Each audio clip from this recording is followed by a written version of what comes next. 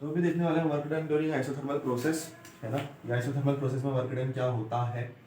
तो isothermal process की जहाँ तक हम बात कर रहे हैं, यानी कि टेम्परेचर सेम रहने वाला है। इसका जो फाइनल फॉर्मूला निकल के आएगा वो आएगा W is equal to 2.303 RT 2.303 RT log V2 upon V1 base 10। ठीक है, ये फाइनल फॉर्मूला इसका निकल के आने वाला है। अब इसी को अपन यहाँ से ड्राइव करने जा रहे हैं। अब देखो फिर यहाँ पर बात करते हैं वॉल्यूम। अपन ने इनिशियल V1 ली है और फाइनल V2 ली है। मान लो आपने कुछ वर्क डन करा एक कंटेनर में जिसमें गैस थी, इनिशियल वॉल्यूम उसकी V1 थी और आपने जब वर्क डन करा तो उसके बाद फाइनल वॉल्यूम V2 बन गई। ठीक है, अच्छा तो यहाँ से आप मेरे को बताओ कि वर्क डन का फॉर्मूला क्या होगा।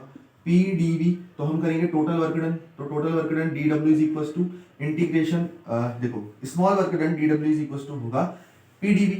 अब टोटल वर्क डन निकालना है तो इंटीग्रेट कर देंगे, integration of dW to integration of PdV। अब वॉल्यूम की लिमिट कितनी है, V1 से V2, तो इसको यहाँ रख देंगे। इंटीग्रेशन ऑफ dW W होगा इंटीग्रेशन ऑफ PdV और लिमिट जाएगी V1 से V2। इतना समझ में आया। इसको इक्वेशन x बोलो। अब देखो आपको यहाँ पर पता है कि PV इज इक्वल टू होता है nRT, तो यहाँ से बताओ P की वैल्यू क्या आएगी, nRT अपॉन में V। अब हम यहाँ पर जो नंबर ऑफ मोल्स ले रहे हैं वो 1 मोल ले रहे हैं। हम मोल्स कितने ले रहे हैं, 1 मोल ले रहे हैं, तो 1 से इसको मल्टीप्लाई भी कर दोगे तो कुछ फर्क नहीं आने वाला। तो P इक्वल टू आया RT upon V। P equal to क्या आया, RT upon V।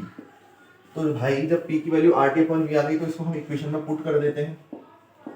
Put this value in equation x। अच्छा यहाँ दिख रहा है नहीं दिख रहा, RT बाई V नीचे पर है ना। P is equal to RT by V आया जब हमने n को 1 कंसिडर कर लिया।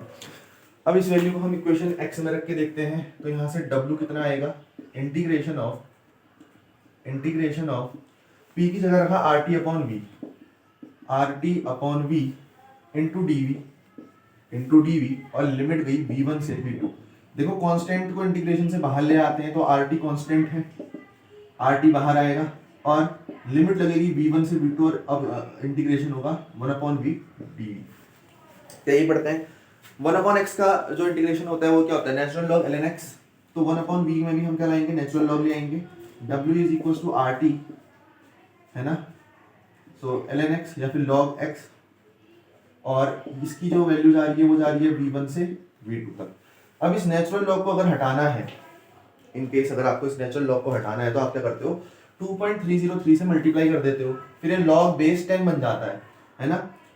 तो W is equal to 2.303 into RT, फिर ये क्या बन जाएगा, लॉग बेस 10, और ये V2 और V1 की लिमिट रख के देखोगे तो आंसर क्या आएगा, V2 अपॉन V1। तो यही तो अपना क्या है, वर्क डन है ड्यूरिंग एन आइसोथर्मल प्रोसेस, यानी कि जहां पर टेम्परेचर चेंज नहीं हो रहा। 2.303 log base 10 V2 by V1। Short में कर लिया और जल्दी कर लिया।